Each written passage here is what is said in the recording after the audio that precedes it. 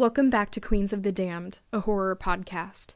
This week, we're missing Miranda, but Rachel and I dive into two true crime cases that particularly disturb us and explore both our well-justified fears and our prejudices surrounding them. We would like to provide a content warning for this episode that includes sexual abuse and the description of postmortem photos that many may find disturbing. If you have a problem with true crime or are sensitive to traumatic deaths and or kidnapping, especially of children, I would recommend skipping this episode in favor of some of our more lighthearted topics. This discussion was much more emotionally taxing than Rachel and I were prepared for, and you will probably hear that in the recording. Thanks as always for joining us in our sometimes harrowing exploration of the things that scare us.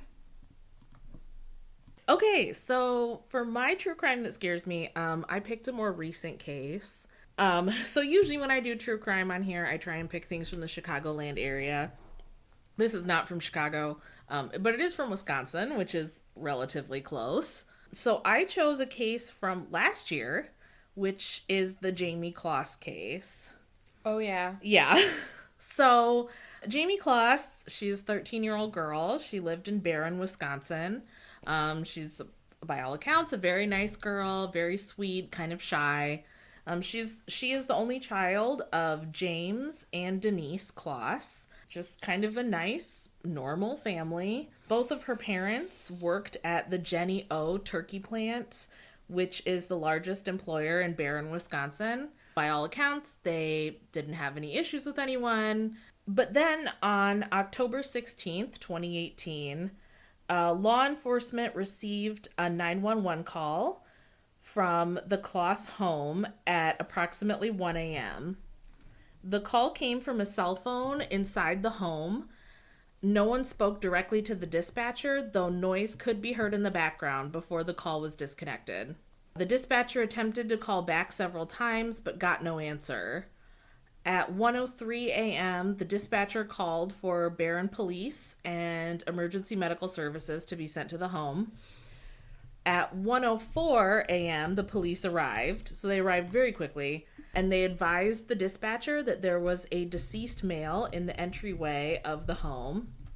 And obviously that was the father, James. The police department also said that the door had been kicked in, and they believed that James had answered the door when he was shot. They did not know if anyone else lived in the home or was missing at this time because none of them were familiar with this family. I mean, Barron is not like a really big town, but it's big enough that, like, you know, you're not going to know everybody. So they then go to clear the house, obviously. And at 1:08 a.m., they discover a second deceased person, which is the mother, Denise, in the bathroom. They still don't know if anyone was missing from the home. So at 3:27 a.m., they finally discovered that Jamie also resided at the home, and they classified her as a missing and endangered person.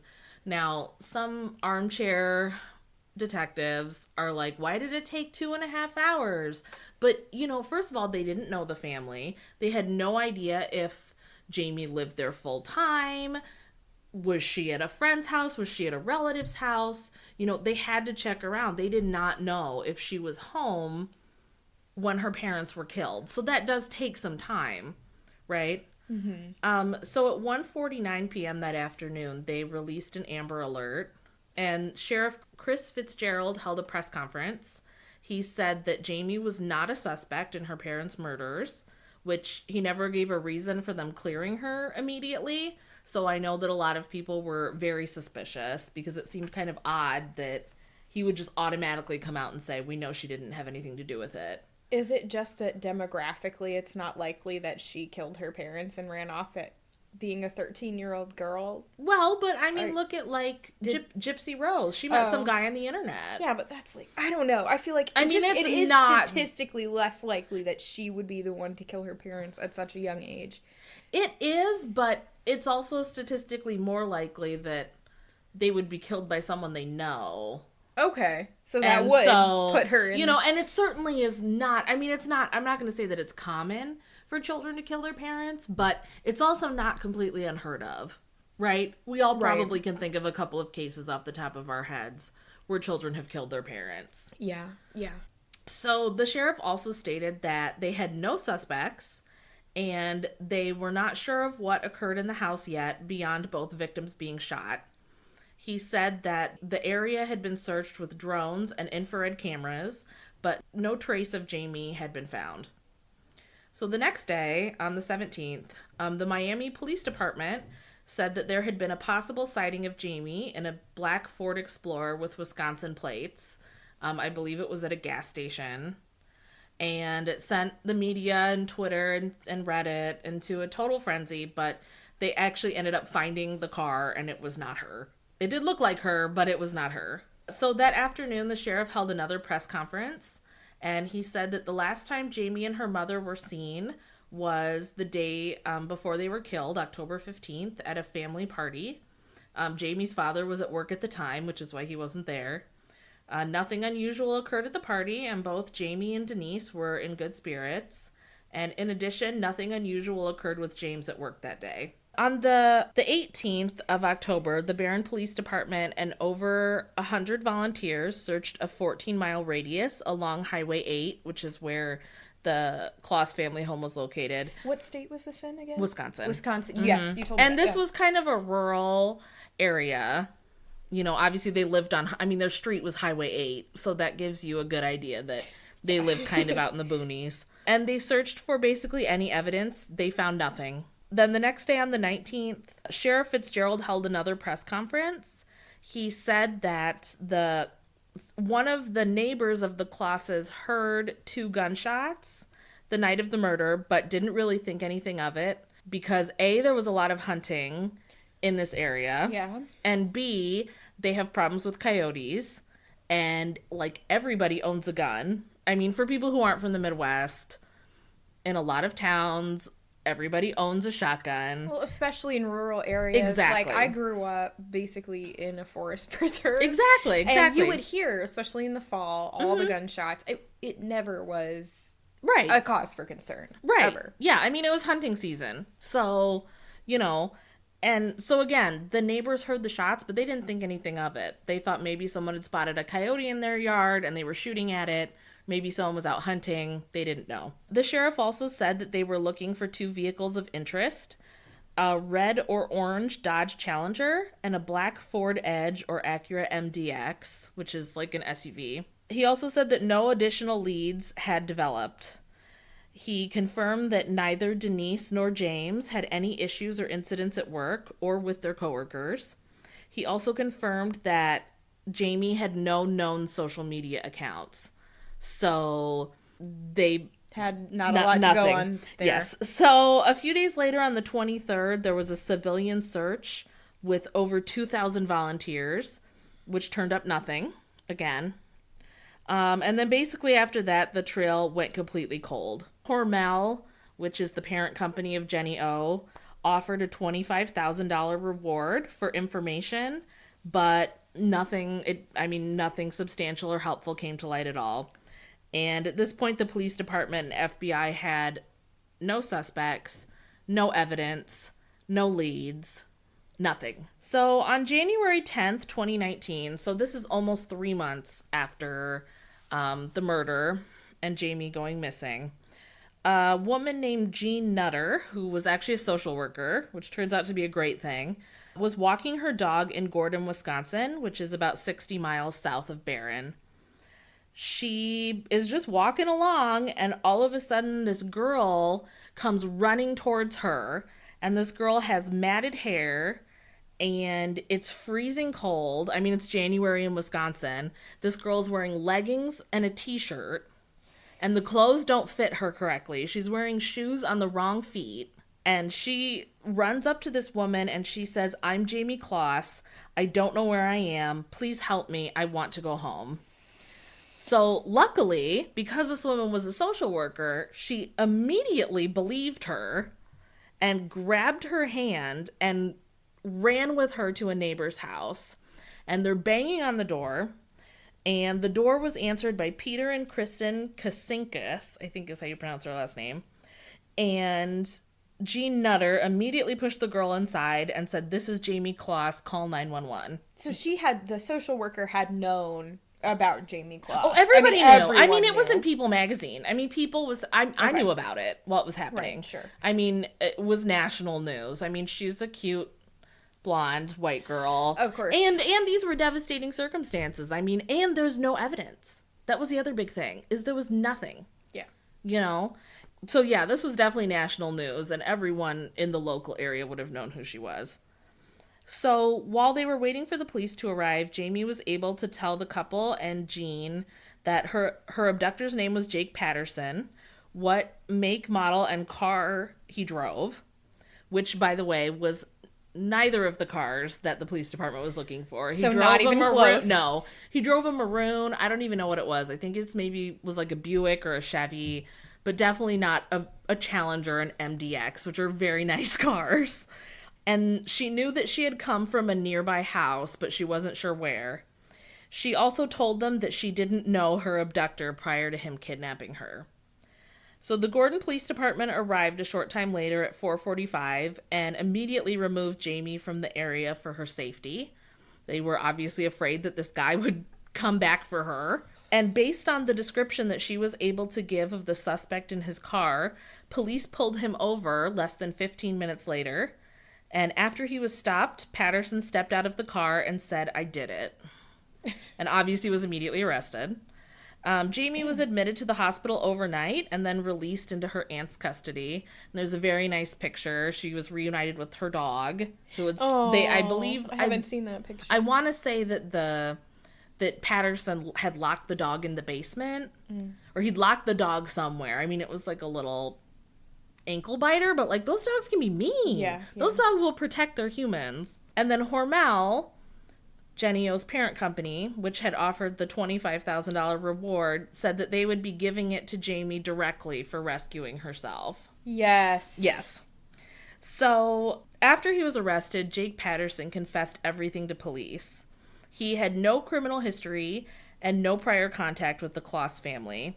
Basically, had she not escaped, they never would have found him, and they never would have found her. Yeah, because he was not on anyone's radar. I mean, he had no criminal history. He was kind of a loner, but like not to the extreme that anyone would have thought, gosh, I feel like this guy could kidnap somebody. So the typical story. Right. Just kind of a weirdo. Loner, kind of a weirdo who couldn't hold continuous employment, and that was kind of it. But not to the extreme that someone would think, I wonder if this guy did it, right? Right. He was charged with 2 counts of homicide and 1 count of kidnapping in Barron County. Douglas County, which is where Jamie was held captive, decided not to pursue any charges because they did not want to put Jamie through any further questioning. I mean, obviously, he had to register as a sex offender for life, so we all know what happened to her. But they felt like, why drag that out into the public? Why make her have to talk about it even more? Yeah. They knew that the homicide and kidnapping charges would be enough to get him life in prison. Sure. So he does plead guilty, and he was sentenced to 2 consecutive life sentences plus 40 years.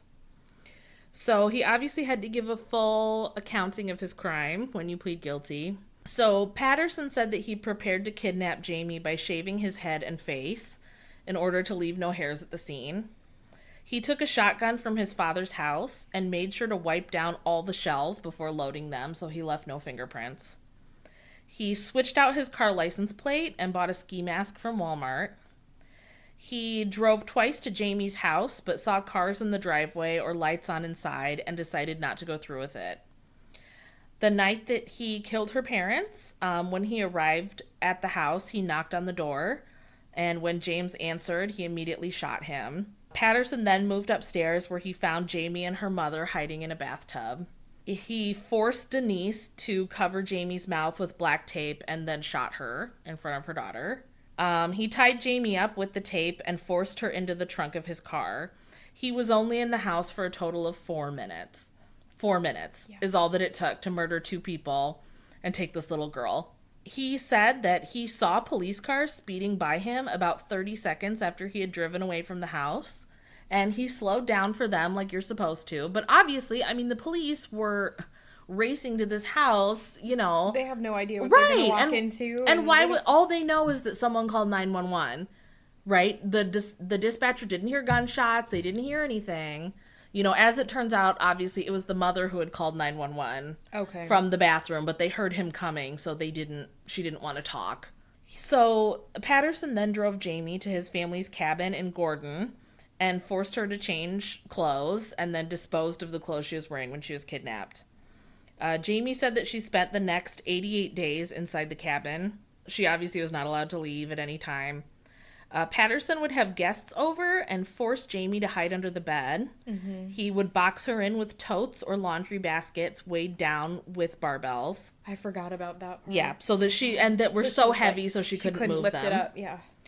He would also play music, so guests would be unable to hear any noises coming from the bedroom. He would do the same thing when he had to leave the cabin. Jamie said she would sometimes be under the bed for up to 12 hours at a time, with no access to food, water, or a bathroom.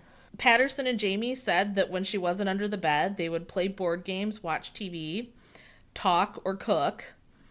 I mean, so he was trying to act like this was some normal thing.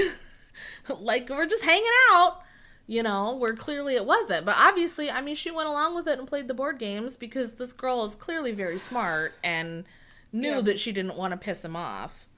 So on the day of her escape, he told her he was going out. And once he had been gone for a little while, she managed to move some of the totes enough to wriggle out from under the bed. She put on a pair of his shoes, and again, on the wrong feet, and then made her escape. So why did he do this? And why does this scare me so much? So he did not know the Kloss family before this incident. He said that he had been thinking about kidnapping someone for a while. And one day, while he was stopped on his way to work, he saw Jamie getting on the school bus, and he said he knew she was the girl he was going to take. Yeah, I'll never forget that. And that, to me, is fucking terrifying. Yes. Twofold. One, being a woman, and two, being a parent of... And I'm not trying to brag, but like I am, of a very cute child. Yes. I mean, my son, in my opinion, is extremely cute. She's not lying. Yeah. Like, a lot of people say their kids are cute. Whatever. Like, her kid is cute. Yeah. It's ridiculous. And it worries me. It has crossed my mind. Like, he is so cute. I am afraid that someone would try something. You know? Oh. And this is terrifying to me. And it actually, when I heard about his motive... it reminded me of this Joyce Carol Oates story. I don't know if you've ever read it, but it's called Where Are You Going? Where Have You Been?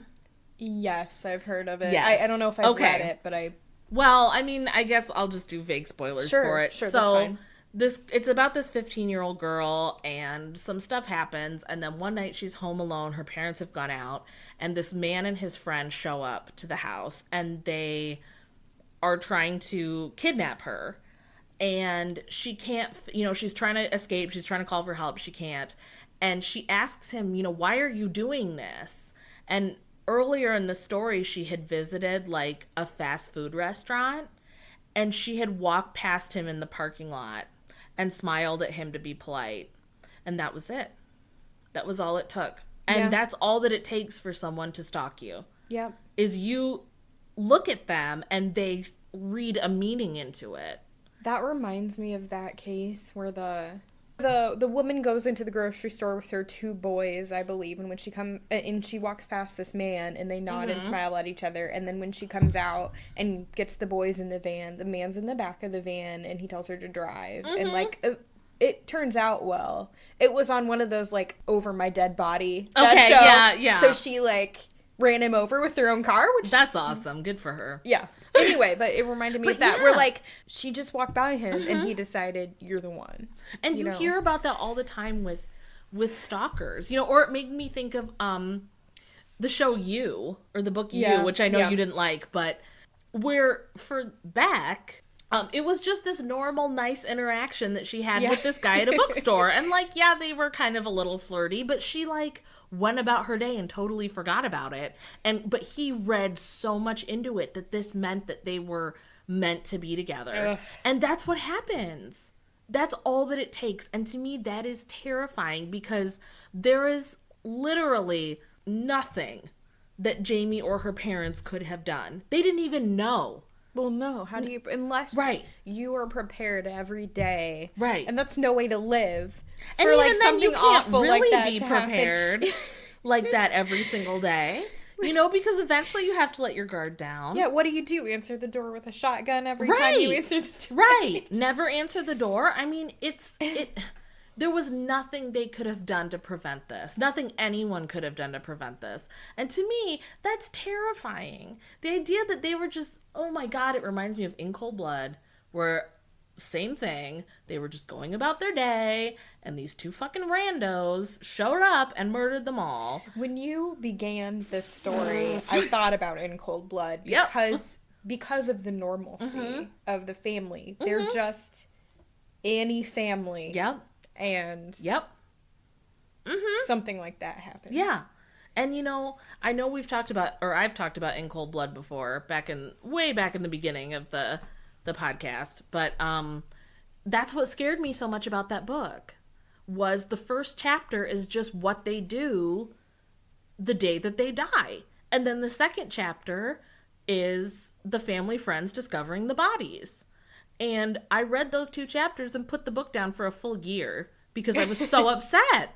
Because it's like, you feel like you should know. And the same with this case. Human instinct tells you, well, you should know something's going to go wrong, right? Like, you should feel it.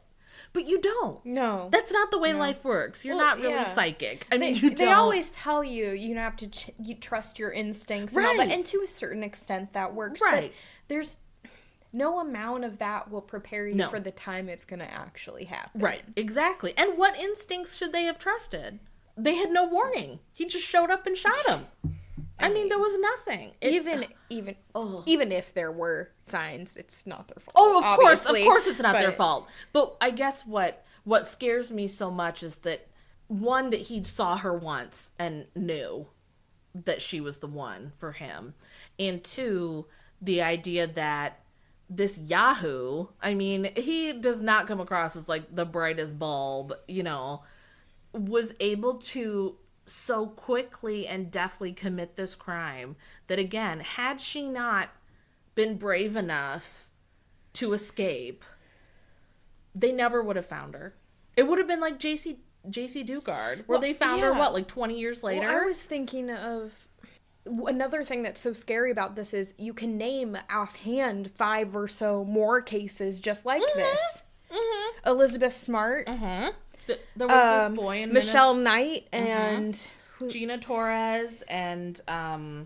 Gina DeJesus. Oh, yes. And I can't remember the other one's name. But the 3 women in Cleveland. There was a boy in, I think, Minnesota named Sean Hornbeck, and they were actually, the police were looking for another missing boy that had gone missing like a week before. Oh, and they found him instead? They found both of them. Oh, they found both. Okay. They went into the apartment, and Sean Hornbeck had been there for like 6 or 7 years.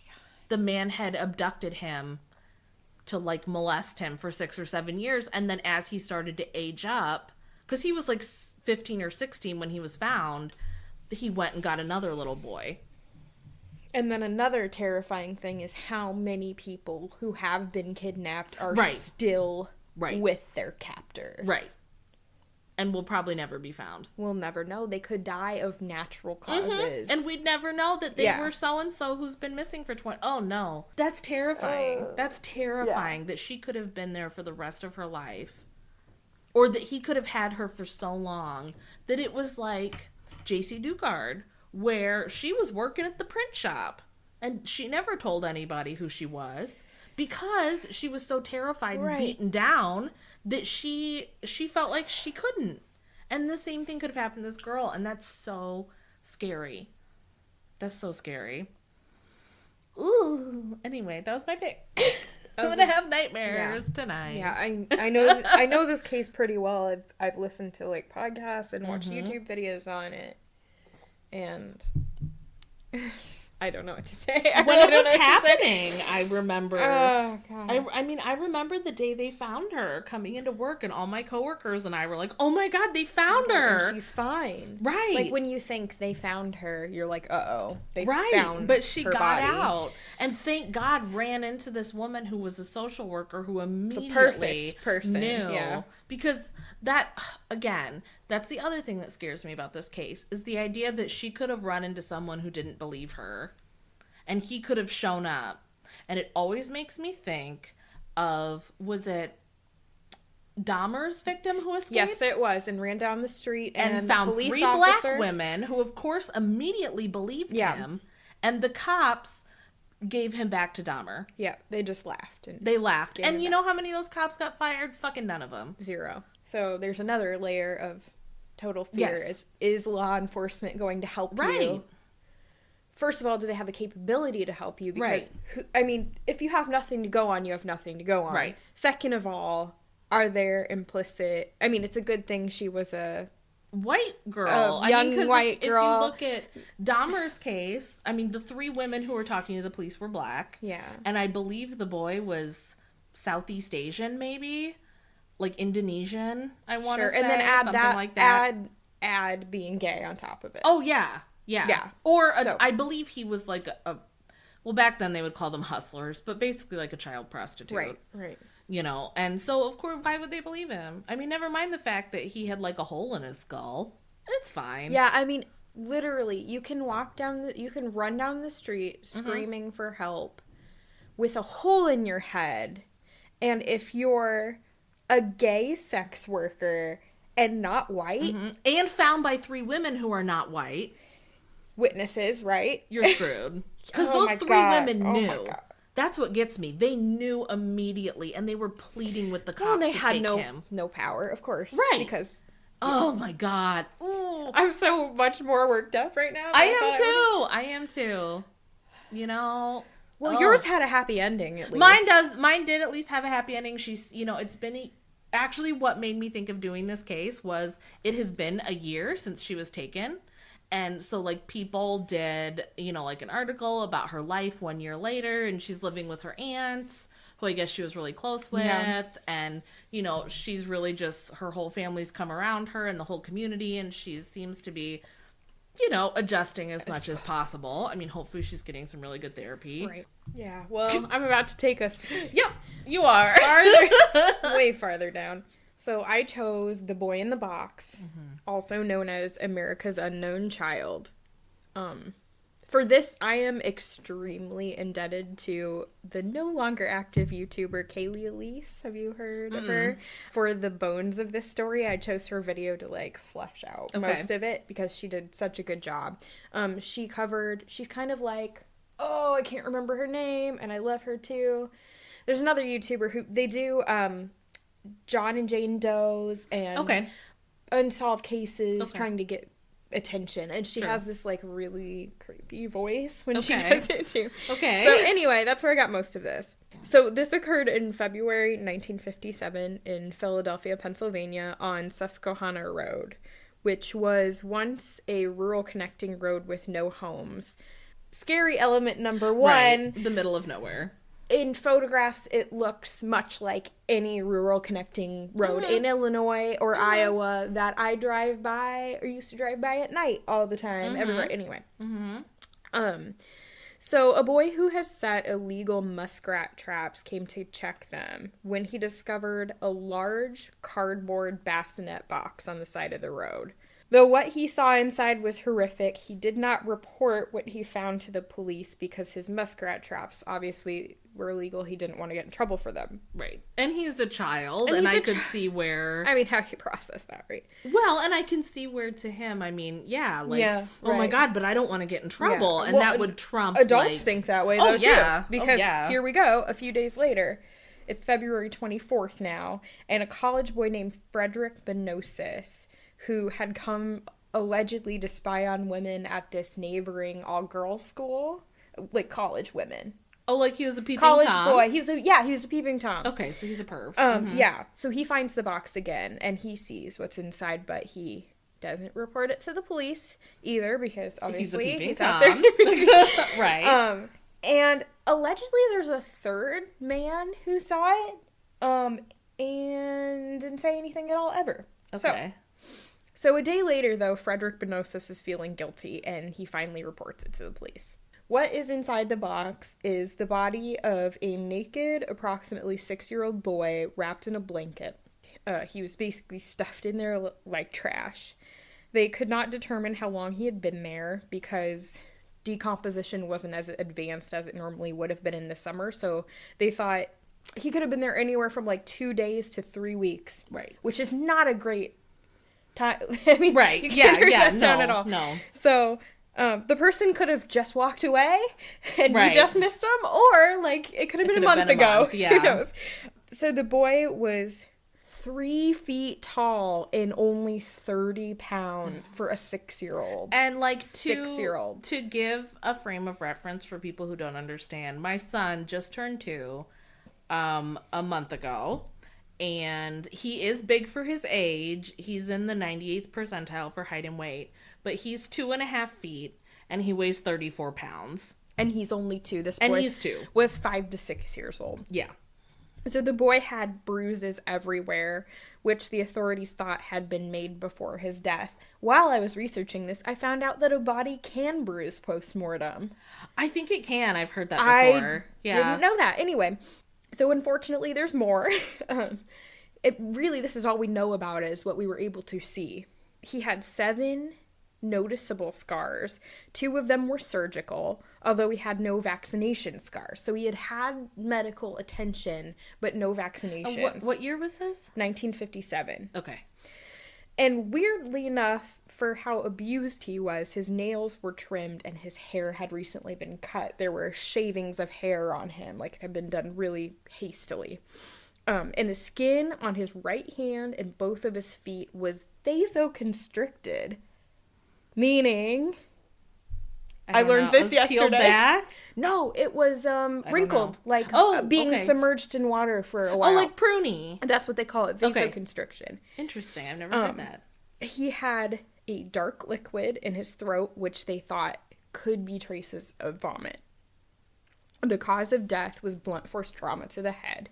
So, I don't know if I want to go into this yet, but there's pictures, and I think that's a lot. They're horrifying pictures. I have really... seen like, as soon as you said boy in the box, that picture flashed into my... We will not be posting those pictures. We will not be posting the pictures. You can find them very easily, but there are numerous pictures, and I'm going to go into the pictures a little bit more, though, just... the story of the pictures. But if you haven't seen them, if you search boy in the box, it is the first thing that comes up, and I will tell you why later. Yeah. The police actually did not botch this case, which is probably the only depressing... Right. The only not depressing fact about it. They really did as best as they could with what they had for this. But still depressing considering they did everything they could. I'm trying. I don't know. There's nothing good about this. No. So they searched the area right away, 270 officers, and not far from the body they found a blue corduroy hat, a child's scarf, and a handkerchief. And the boy had been wrapped in a plaid blanket, so they traced that to a manufacturer in North Carolina or Quebec. They weren't sure. It's either Canada or North Carolina. Opposite directions. Well, but, they couldn't tell. They just had that. The box was for, as I said, a bassinet sold by a J.C. Penney store in Darby, which had sold 12 of them.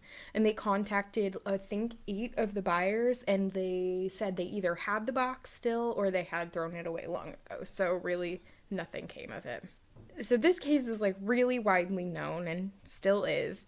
The police had nothing to go on. So this is where it gets even creepier, is they distributed flyers everywhere with the boys' autopsy pictures on them. Yeah. There's a front picture and 2 profile pictures. You can see where his head has been bashed in. Has a cut on his lip. Right? Yeah, he's got a cut on his lip. And his eye is half open. Yeah. You can see everything, basically. That was it. They wanted people to identify him, so that's what they had. And it's way more accurate than I mean, do they still call it a composite sketch if it's not of someone who perpetrated a crime? I don't know and it's what I think they call it like like a 3D rendering or something. Yeah, I mean, it's more accurate than that. Like, this is the boy. Right. So, they even dressed him up and posed him and published the photos. I haven't seen those, and for I don't care him to look more, and actually they're not as bad, but having seen the previous photos, it just compounds the abject horror that and sadness that I'm feeling right now. Yeah. Just so he would look more lifelike, because a corpse is a corpse, right? And it looks less like a person than they would have in life. So I don't think I like to think of myself as someone with a pretty healthy relationship to death, but for some reason, this case gets me. Like, Victorian morning photography, bring on the dead babies. Right. Like, but this is macabre in the most nightmare-inducing way for me. It really is. It is. So, I'm gonna not cry now. So, there were really only a few tips that seemed legitimate after hundreds and hundreds of tips. One of the most convincing ones was that a man said he was driving down Susquehanna Road in that time period where they found him and saw an old woman and a boy going through their trunk. And when he stopped to offer to help, they ignored him until he finally drove away. Like, they didn't say a word. And because they get nothing. They have nothing. They finally buried the body because there's nothing else to do. Like I said, sorry, I'm reading my notes and I'm upset. And the original epitaph said, "Heavenly Father, bless this unknown boy." Right now, it says America's unknown child, and it has a lamb on it. A body was exhumed in 1998, so way fast forward.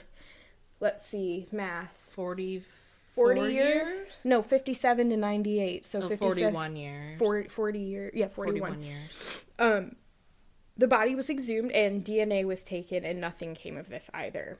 And what I found extremely chilling was that Kaylee Elise observes in her video that the boy was once again consigned to a box without answers or peace. So, theories. There's a lot of them. A lot. The first one is that it was Frederick Benosis, the man who reported the body. Okay, yeah.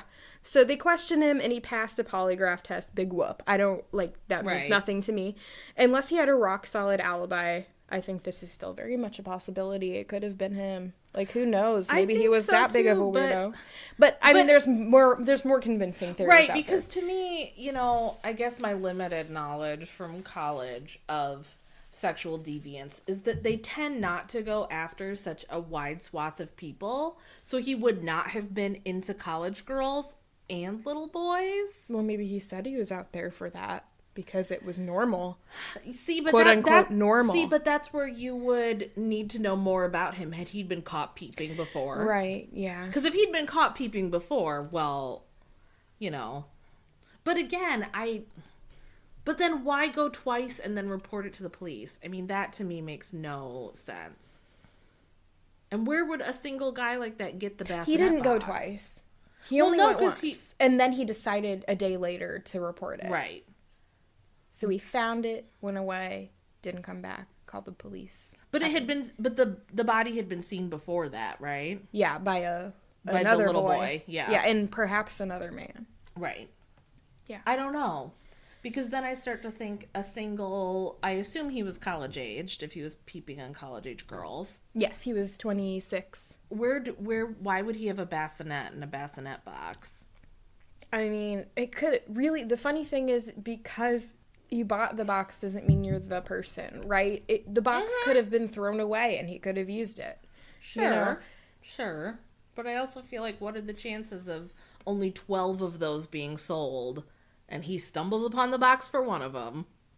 I mean, 12 is not a big number from a JCPenney. No, it definitely isn't. Even in those days. I don't know. Especially, yeah. Just playing devil's advocate here. No, I think that's... I wouldn't normally say that if you were on the internet, but I would say right now I like I like it. Yeah, yeah. Just, you know, because I've heard before that people think he did it, and I've never been convinced. I don't know. I think, like, it's a possibility. Sure. But there's, like, it's just as likely as any of the other ones. Right. Maybe a little less so. So, another theory is that the boy belonged to a man who ran a foster home only a mile and a half away from the crime scene. But unfortunately, this information came from a psychic who seemed to know about the foster home.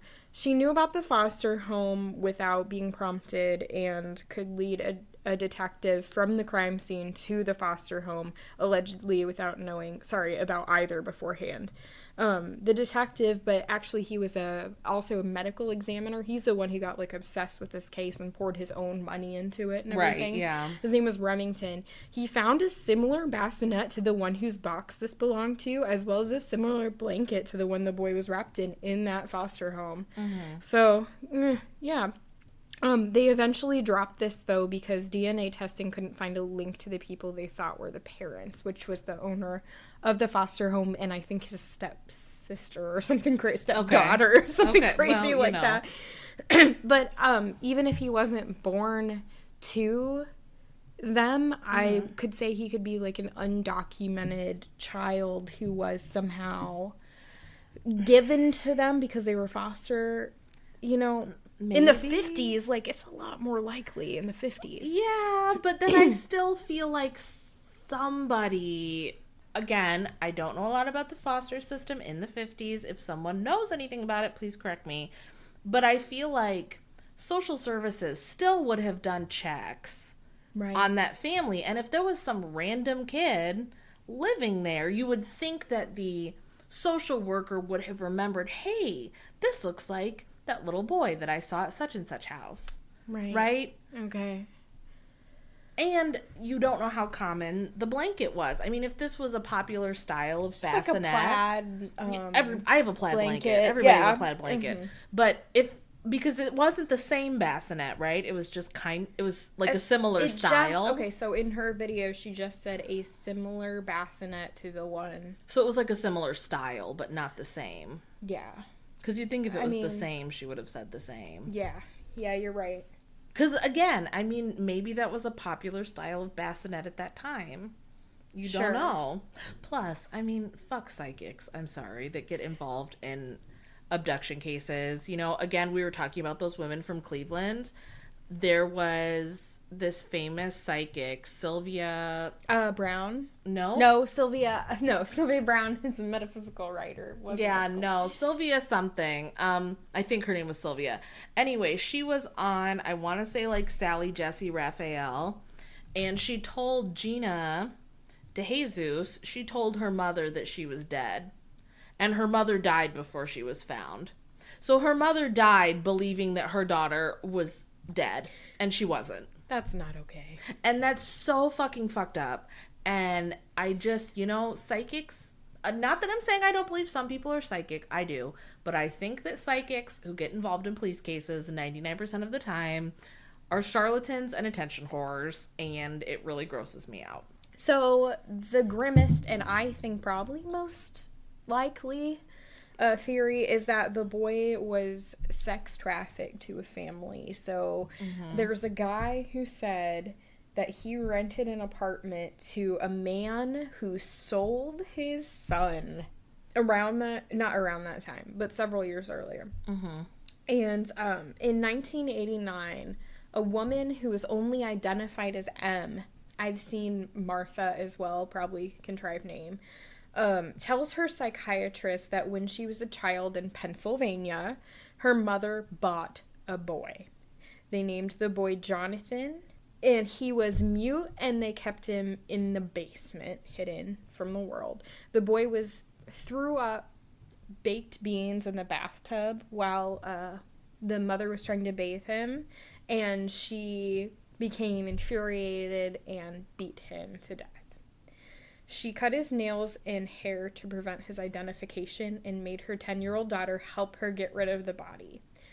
The daughter was often mistaken for a boy, which would corroborate with the account of the witness, right, who said they saw an older woman and a boy in the trunk, or not in the trunk, in the car. Mm-hmm. Sorry. There's a lot of getting into the trunk of their car, yeah. Right. Getting into the trunk of their car. It would also account for the black, dark substance in the boy's throat. And when I came home today, I almost made baked beans for dinner. No. And then when I was about ready to open the can, I thought about that. Yeah, and I was like, I'm ordering pizza. Yep. And I ordered pizza. Yep. Wise decision. Because that made me feel sick. Yep. Wise decision. So, basically, I don't want to go too much into detail. I know there's more out there, but I didn't go seeking it out this time because I really didn't want to hear it. Fast forward to 2002. After 13 years, the psychiatrist contacted the police. But, again, here's my thing. So, really, the psychiatrist was in an ethical gray area. Sure, but I don't know if...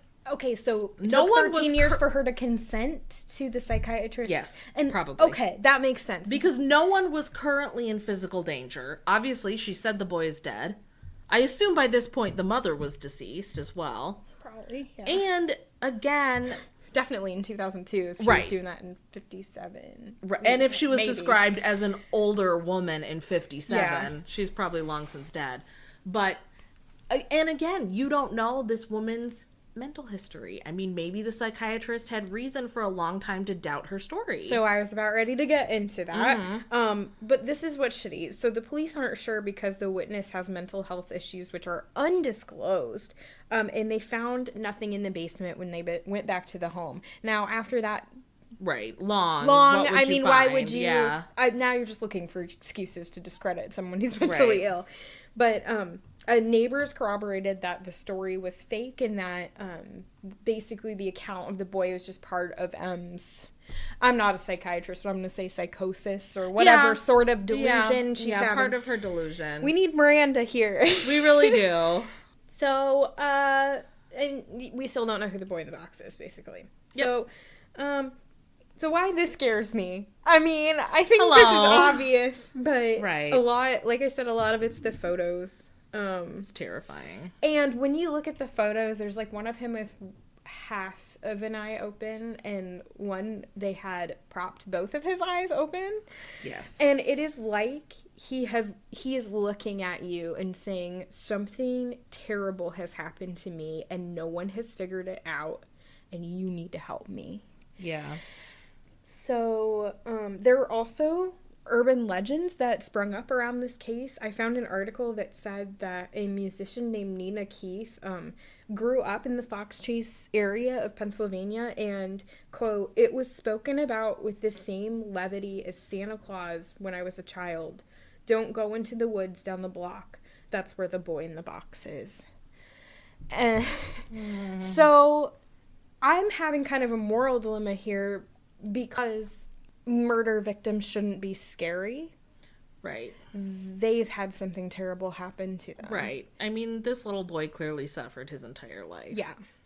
This was not like a well-fed child who the parent killed in a fit of rage or had an accident and the parent freaked out and dumped the body. This was clearly a child who had been abused for a very long time. This reminds me of, there's a movie called Southbound by the people who made I've seen that. VHS. Yep. And I believe I'm thinking of the right movie where I think so, yeah. In one of the parts of it, a girl is in the desert and sees a corpse walk up to her and smile at her, and it turns out that it was her own corpse from the future. And just I don't know, something about that connected to this. Yeah, it's a sad story. It's a very sad story. Like I said, this poor child suffered. This child suffered so much that you almost feel like dying was a blessing for him, because at least he couldn't suffer anymore, which is awful. That's an awful way to think about a little boy. For anybody, actually. Not just a little boy, but for any human being or animal. That's a horrible, horrible way of thinking, but I guess that's the only comfort you can take from it, is at least he didn't have to suffer anymore. I guess part of the reason I'm trying to work through this in a way. I know. Part of the reason it makes me so terrified, especially with all the photos and everything, it's almost as if because he was treated so inhumanely, he's not humanized. Right. In a way. And I know I'm probably going to get a lot of flack for that. But in my mind, true. I'm having trouble saying the boy was a boy whose name was, we don't even know. Oh, yeah. And I mean, and he's such a part of... And he liked race cars, and he liked, Right. or, you know, painting or whatever. Right, I can't right. say anything No. like that about this boy. All I know about this boy is that he was a corpse. Right. A Which is famous sad. corpse. Is And that that's sad. all you know about him is that he was found dead. Yeah. In a horrible way. Yeah. And, you know, it's... And again, I mean, I think it's encouraging that like you said, encouraging that the police did everything they could, but I also find it very depressing that they worked so hard and I would imagine are all deceased at this point, and even if they were to solve who he was, they'll never know. And I don't think there's any way to really ever know. There was a book that I would like to read, published a few years ago, about the boy in the box, and the author had said that he located one of the boy's family members. He believed it was one of the boy's family members in Tennessee. Oh, yeah, but it wasn't. Oh, no. Okay, so they didn't confirm, or last time I checked, they didn't tested confirm the DNA nor and deny they it. were not. It was not a match. It was not a match. No. Okay, so never mind. But that's the other thing, is how depressing that this little boy could be found dead and have his picture everywhere. Yeah. And nobody missed him enough to do anything. Right. Or recognize him. Or... Well, and I guess everybody knows who he is, but nobody knows who he was, you know? Right. Like I said, nobody knows, like... He's not a person. His unique... Right. Traits and everything. Oh my God. He's not a person. He's a dead body. Yeah. Like you said. Right. I mean, he was he's a dead only body. ever known to the world as a dead body. Right. And... And the only people who knew him are probably the people who killed him, which is very depressing. And he looked so... And I'm trying to, I've seen past it a little. There's paintings of him. I see a little bit of the, oh, look at that cute little boy. I know. You know, in the painting of him smiling and everything. Yes. Because I've seen some 3D renderings.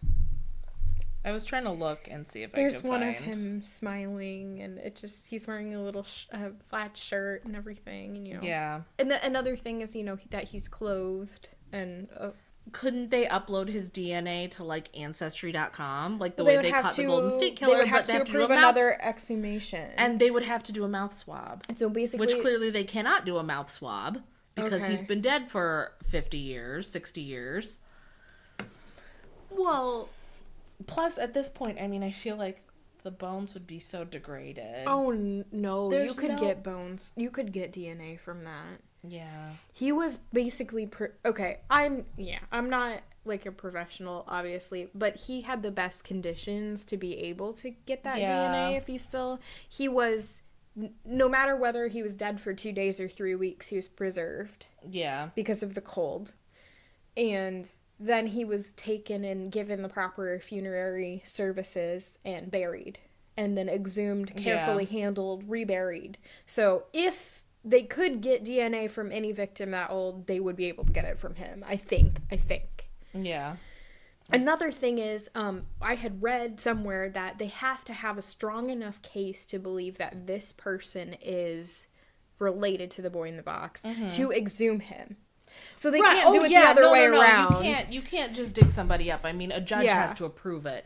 But again, I mean, you almost feel like, you know, the way they caught the Golden State Killer with putting his DNA into one of those DNA banks, you'd almost think that they could do that with him. You would think they could, but know, because of course at this point we're never going to know who killed him ever. It might just be because he's been exhumed once already. If you could at least figure out who he was. Yeah, I know. Give him a name. Yeah. I feel like that would be justice.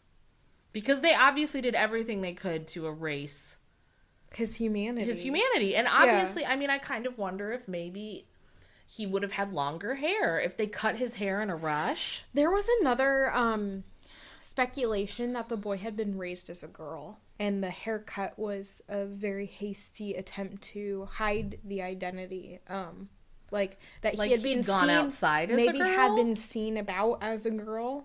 Okay. There was even a painting or some sort of digital rendering of him circulated as a girl. This Remington guy had it circulated, I think, because he was desperate. And it turned up nothing. Right, like everything else. Okay, I have a headache now. Yep. We did have... I want to end on something...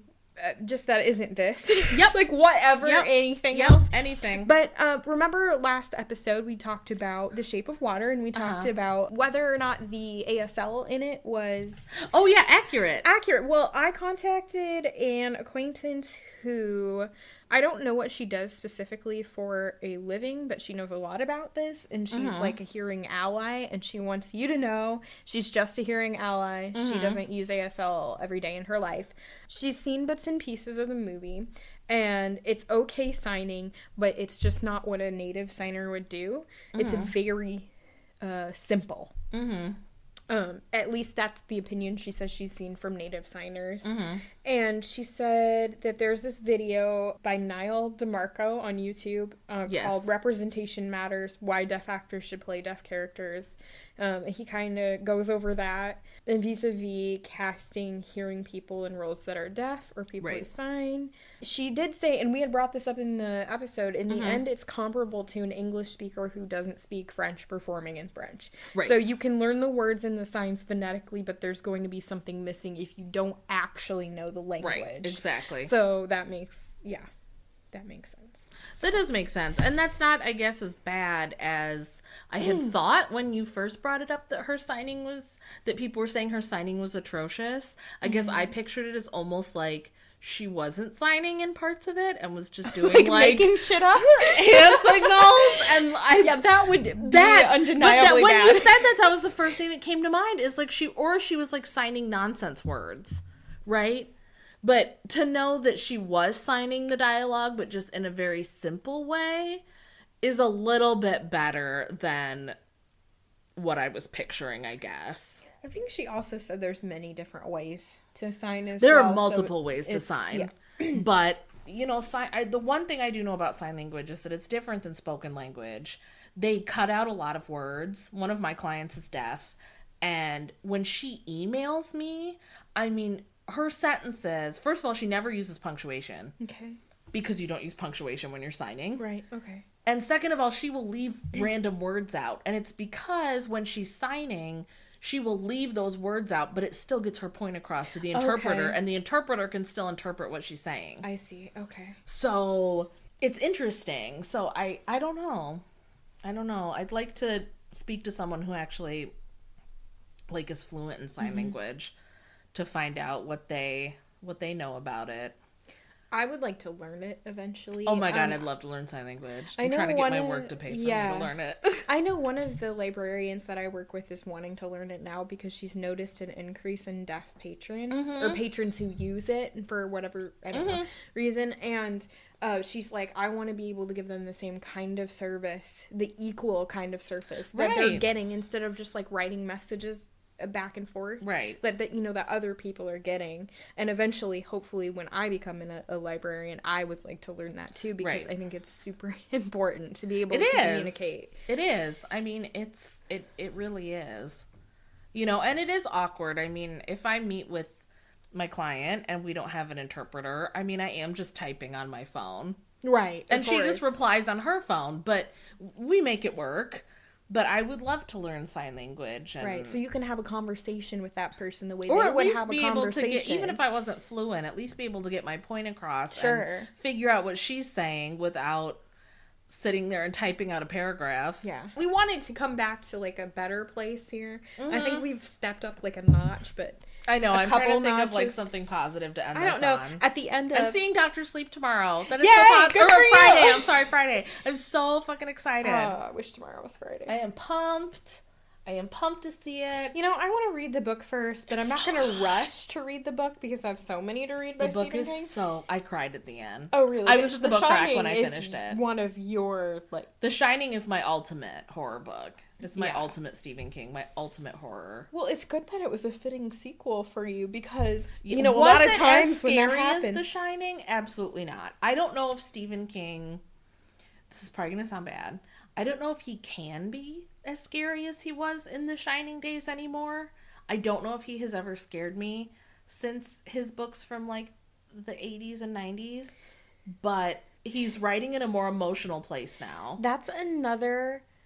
That's another really great good topic. episode topic is, do you have to be fucked up to make a good horror story? You know, do you have to have serious emotional things going on in your life to write a good horror story? I think it depends. I mean, there's this really famous story about John Lennon and Paul McCartney, and some writer, this was, I don't know if this was after John Lennon died or not, but they asked Paul McCartney, you know, how does it feel that John Lennon is regarded as this, like, genius, right, who really pushed the Beatles creatively forward, and you're regarded as this, like, pop songwriter? Mm. And Paul McCartney basically said part of what he thinks contributed to John Lennon's genius is that he had a horrible childhood, and he was a fucked up person. And he said, yes, he's a genius, but I would have rather had my good childhood than be regarded as a genius, which I totally understand. Yeah, I mean, this is like a book. This is a whole book.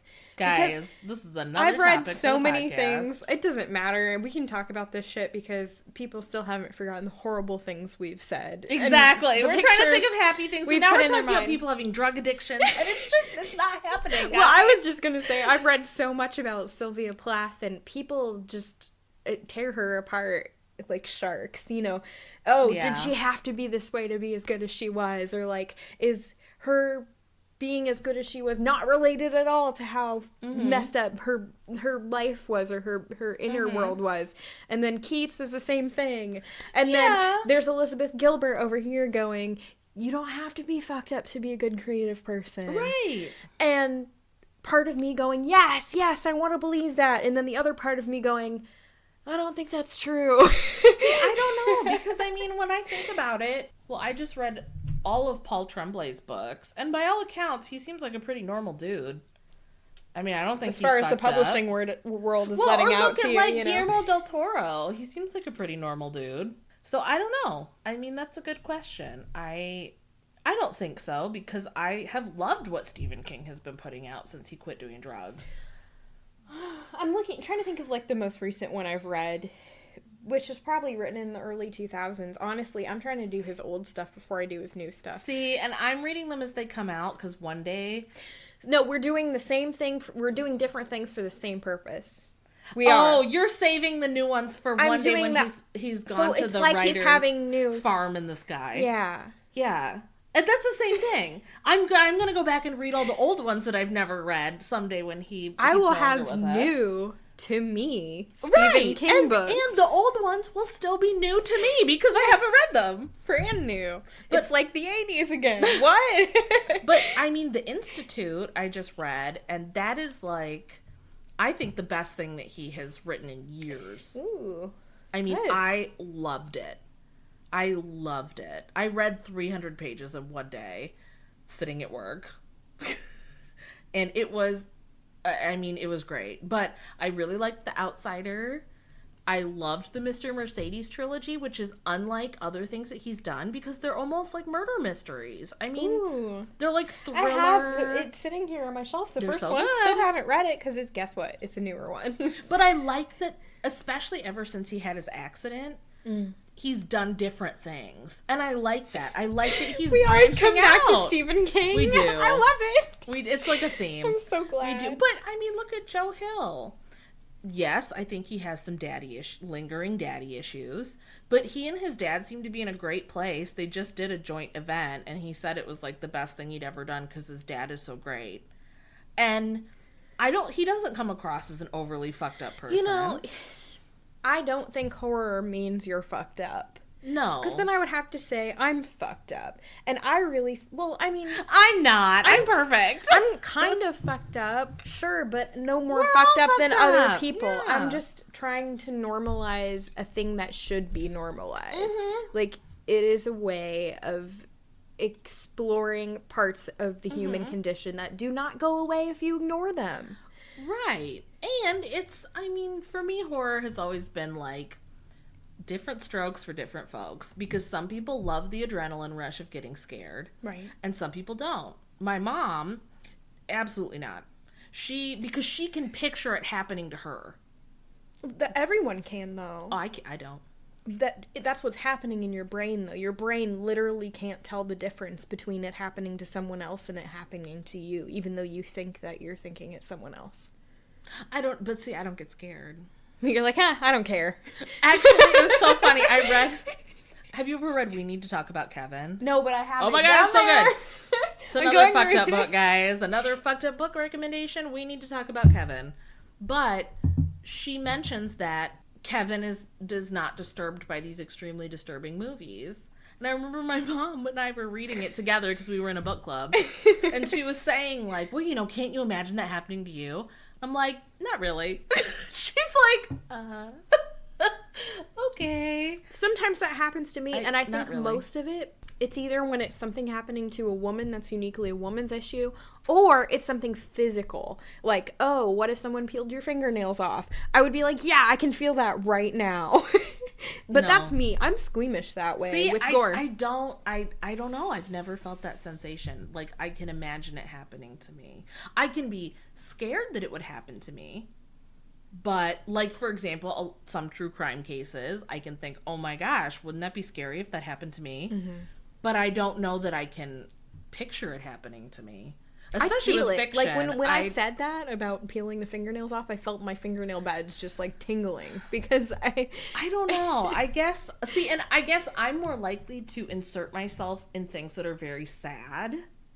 Mm. Like Pet Sematary. Yeah. I will never reread that book because I know that I would not necessarily insert myself in the horror spots, but I wouldn't be able to stop myself from picturing what it would be like if Damian died. Well, and that's the truly most horrible part of it, right? Everything else is just trimming, you know? But there's an example. Or any other movie where a child dies, even if it's not a horror movie. Sure. I could not stop myself from inserting, what if that was what me? If my son died? Or what if my mother died? Yeah. You know, that's interesting. That's like a really high empathy thing, because you're like, I can identify. You can identify with other people, but you can't identify with yourself. With everyone. You know. Thank you so much for listening. Don't forget you can follow us on Twitter at QOTD Podcast, on Facebook at facebook.com/QOTD Podcast, Tumblr at queensofthedamnpodcast.tumblr.com, and YouTube at Queens of the Damn Podcast. Don't forget to rate, review, and subscribe on iTunes, Podbean, Stitcher, YouTube, Google Play, and TuneIn Radio. You can also follow us on our blog, queensofthedamnpodcast.wordpress.com, to find bonus content and extra information on our episodes. If you would like to donate to our show, you can find us at patreon.com/QOTD podcast, where you can receive special perks as a listener for becoming a monthly patron. If you would like to make a one-time donation, you can send it to QOTDpodcast@gmail.com on PayPal. We'll see you next week.